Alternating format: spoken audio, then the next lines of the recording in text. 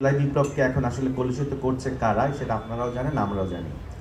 আমি যেই সেক্টরে কাজ করি, দেশ সুশীল সমাজ বলে বা শিল্পী সমাজ, বাংলাদেশের আমার ধারণা সবচেয়ে বড় শত্রু তারা, আমার বলতে দ্বিধা নেই এবং আপনারাও একমত হবেন। দুঃখ লাগে যে এখন একটা ট্যাগ করা হচ্ছে যে এই জুলাই বিপ্লবের আন্দোলনে এখন জঙ্গি ঢুকে গেছে। এখন পাটোয়ারি ভাই দাঁড়িয়ে রাখে, উনি মুসলিম চেতনার মানুষ, তার মানে উনি কথা বলতে পারবেন না? এদেরকে আপনারা কিভাবে ফাইট করবেন আমাকে একটু বলেন। আমি আসলে ঘুমাতে পারি না যখন আমি ফেসবুকে বিভিন্ন রকম এই কন্ট্রোভার্সিয়াল বিষয়গুলো দেখি।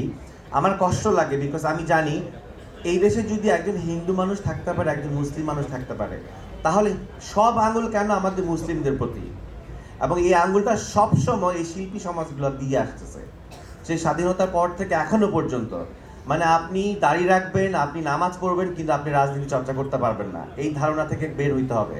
এবং এটার একমাত্র ধারক বাহক কিন্তু এই শিল্পী সমাজ। তারা বাংলাদেশের সব ধরনের সুযোগ সুবিধা নিবে, সব ধরনের মাখন খাবে, কিন্তু দেশ বিক্রির সময় তারা সর্ব আগে থাকবে। তারা গণভবনে দাওয়াতে যাবে, তারা এখন চুপপুর রাষ্ট্রপতি ভবনে দাওয়াতে আছে।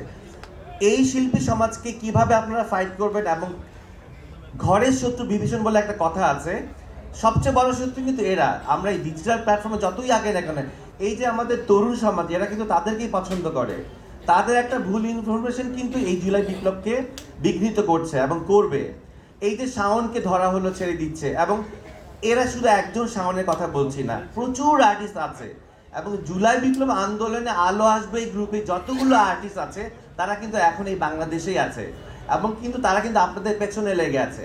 আপনারা কি করছেন না করছেন, এই যে জনগণের সাথে যে আপনাদের দূরত্ব বাড়াচ্ছে একমাত্র এই শিল্পী সমাজ, এই সোসাইটিতে কিন্তু ওদের একটা বড় ভূমিকা আছে।